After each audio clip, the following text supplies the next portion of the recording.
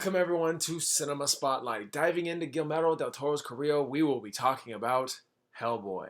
Hellboy is about, well, Hellboy.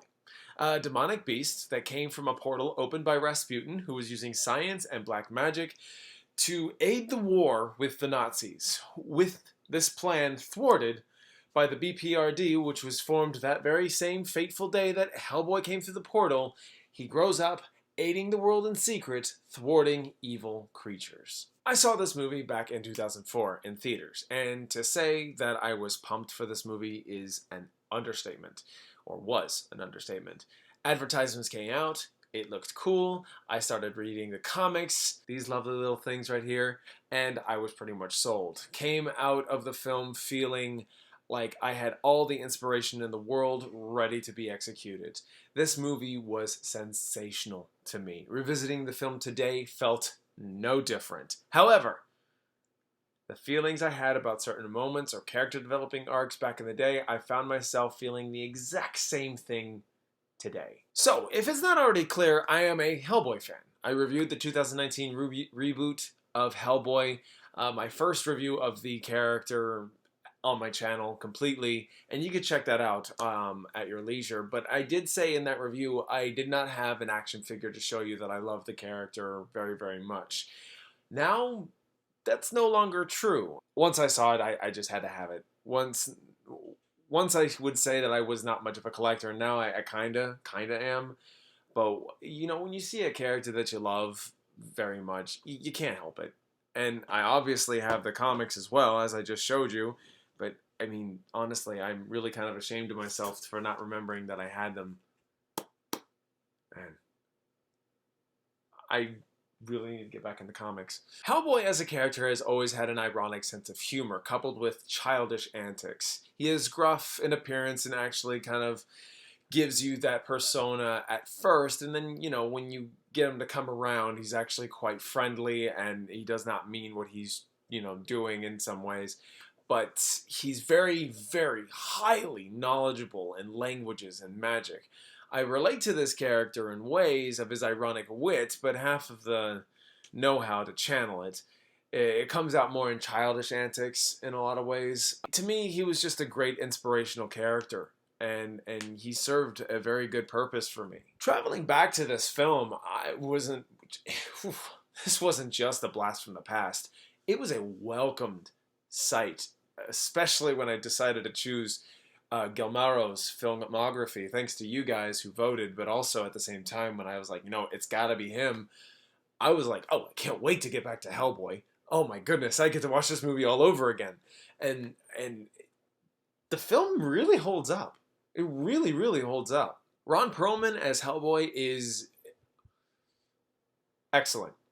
Selma Blair as Liz provides an outsider's perspective, co-starring with Rupert Evans as John Myers as an FBI agent transferred from Quantico, and they both help kind of lead you into this world that's already established and kind of allow you to settle in to this world. And they are both very good. John Hurt as Trevor Brutenholm is always sensational, and everyone else in the film, as you will find, there are a real treat to watch. With the characters and lore intact, I really loved this story, despite the cliche arcs of the obvious unknown powers Hellboy possesses. But the best part about the story are the characters, and Guillermo wisely knew what to focus on. If I have any gripes, though, about the film, which is mostly in delivery of execution, it remains awkward for me to this day. And what I mean by that is that you really can't pinpoint one scene in the film for only being awkward in dialogue, or in action, or in pacing. In fact, as soon as the first incident happens that sets our characters off on their journey, the plot hits its beats very early on, and organically building off from each scene to each character. But once in a while, we'll be taken away from the progression of the characters that you know will be mostly axed off in a matter of moments. Or when we do get to know new characters, the plot does sort of take away from the main plot. However, you will notice that when this happens, the film changes course making you feel like that what you were watching was not all for nothing, adding to the character development. Every time Hellboy goes off on his own with whatever situation he's faced with, and he finds himself at odds with his choices, people get killed. People start worrying about him. All that stuff. And this is what makes the film really work for me. Nothing is really superficial. You can see Guillermo didn't want to make a on-the-level film, but he didn't want to make an entirely deep film either. We found those nuances in these characters and moments and situations just enough, and it really works for this film. Guillermo set those up very, very well. I think the person who really needs a big shout out and kind of its own segment here, other than Ron Perlman himself, is Doug Jones. That man is extraordinary, giving us amazing characters and prosthetic work you have seen in many different projects and probably didn't even know it. Star Trek Discovery being one of them. He is also the Fawn in Pan's Labyrinth, which I'm excited to watch again as well. I really could not appreciate that film when I watched it back in the day, and I really look forward to watching that again. Doug Jones shows his passion, and this is one of my first times noticing him in this film. Back then. No, I mean, I've noticed him then, and I've always known about him ever since. I had to clarify that. Hellboy is a film I think everyone should see at least once, and if you love it, see it more times. It's a little awkward here and there between dialogue, acting, pacing, action, and various other things, but the movie is just beautiful.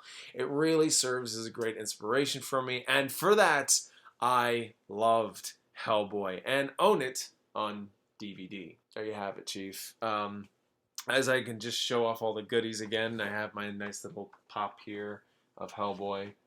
Got my comics, you know, because I actually, you guys are gonna love this. I actually only read the first one and tried reading the rest, but something happened and I never got around to it. So I've actually yet to read the rest of them. That's terrible.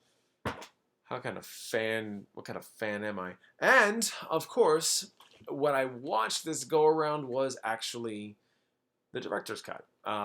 It was a couple of more minutes long. It's extended some scenes, which was fine. It adds to the character development and helped me identify more with the villains and the situations, but still kept that awkward feel overall. Nevertheless, it's good. If you ever get your hands on these director's cuts, I definitely would recommend it. Alright, thank you all so much for watching. If you've seen Hellboy, let me know in the comments. Be kind, be reasonable, and let's talk. Like, share, and subscribe, and click that bell so you don't miss another video. With all that said, I hope you all have a fantastic and wonderful day. Until next time.